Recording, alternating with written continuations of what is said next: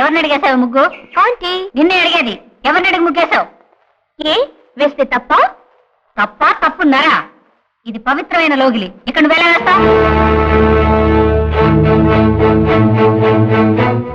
అచ్చా, ఒక పవిత్రమైన ఇల్లాలు ముగ్గు వేసినప్పుడు కూడా ఇదే మాట అన్నారు కదా మీరు? వేయొద్దంటే మానేస్తాను, మీరే వేసుకోండి ఆంటీ. కానీ ఒక్క ప్రశ్న, నా ఉసురు నేనే పోసుకున్న మాట నిజమే, కానీ మీరు ఇద్దరు ఉసురు పోసుకున్నారే.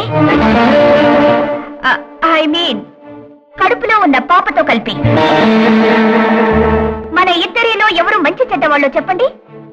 హత్యలు చేసిన మీరా, నేనా?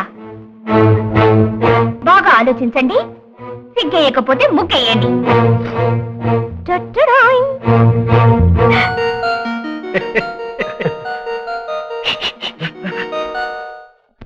విన్నారా? అది నన్ను హంతకురాలంటుంది. విన్నాను. ఏం చేయను? అదన్నమాట నిజమే కదా.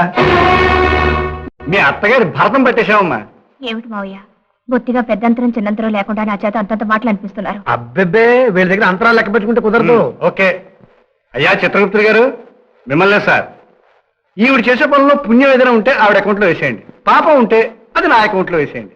అమ్మా చెప్పేశానమ్మా, ఏ నుంచి నీ పనులని నిశ్చింతగా చేసాయి, భారం మాత్రం నా మీద వదిలేయి. ఇదే నీ మామ నీకు చెప్పే అభినవ భగవద్గీత. తల్లి, నాకు ప్రియాని మరో కూతురున్న విషయం భానుకు తెలియకుండా కాపాడు. నన్ను భాను అనుకుంటున్నారు మా నాన్న. ప్రియానని తెలిసినప్పుడు కూడా ఇంత ప్రేమగా చూసుకునే సంస్కారం మా నాన్నకు ప్రసాదించు తల్లి. మంగళాదేవి విషయం తెలిస్తే ఈ అమ్మాయి నన్ను క్షమిస్తుందా? మంగళాదేవి కూతురు నేనని తెలిస్తే ఈయన నన్ను ఆదరిస్తారా? అమ్మా, ఎవరి పేరు అర్చన?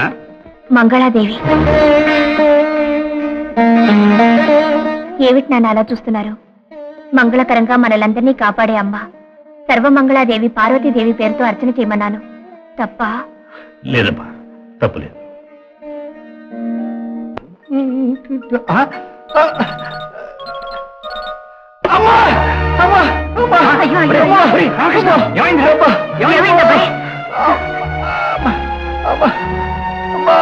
నడవకూడదు అబ్బాయి.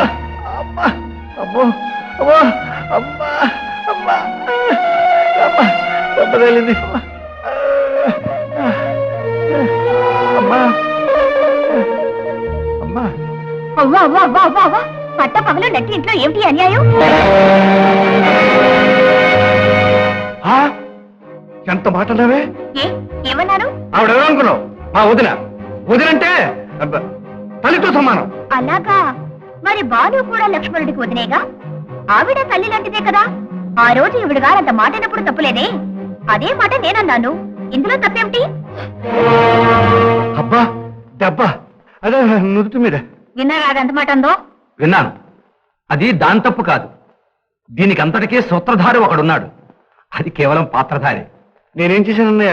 అవునరా, గిల్లినట్టే గిల్లి చూసి ఆనందించే జగన్నాటక సూత్రధారి ఒకడున్నాడుగా.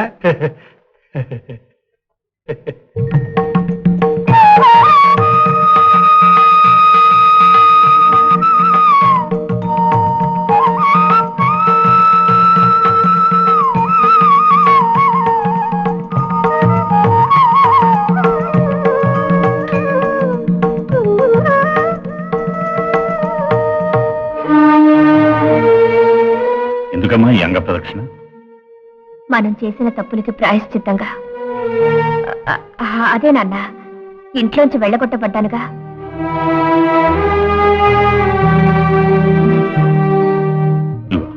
ఈ పట్టుకోమ్మా, ముందు ఇప్పుడే వస్తా.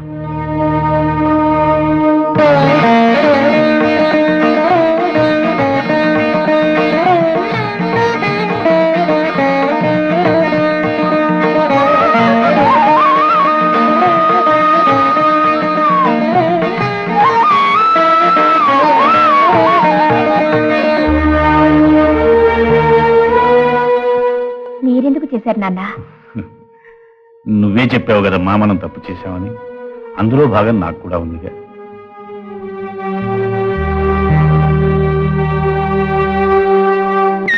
Hello darling. వదలు. వదలమంటుంటే అవతలకు పో. వారం రోజులుగా నిన్ను కలుసుకునే అవకాశం లేక ఆకలితో మాడిపోయి వచ్చాను. అబద్ధాలు ఆడకు. ఈ వారం రోజులు ఎవరితోనో రొమాన్స్ చేస్తూ నన్ను మర్చిపోయావు. నిన్ను నేను నమ్మను. ఇంట్లో గొడవలతో చస్తూ ఉంటే ఇంకొకరితో రొమాన్స్ అంటావేంటి? ఓహో, గొడవ లేకపోతే రొమాన్స్ చేస్తావా? అవును. ఏమిటి? ప్రమాణ పూర్తిగా నీతో తప్పితే ఇంకెవరితో రొమాన్స్ చేయలేదు. నన్ను నమ్ము. ఉమ్? ఎవరిని అడిగిరా ఫోటో తీసావు? ఎవరిని అడిగిరా నా కూతురు ఒంటి మీద చేసావు? నేనే మా నాన్నగారు. నాన్నే.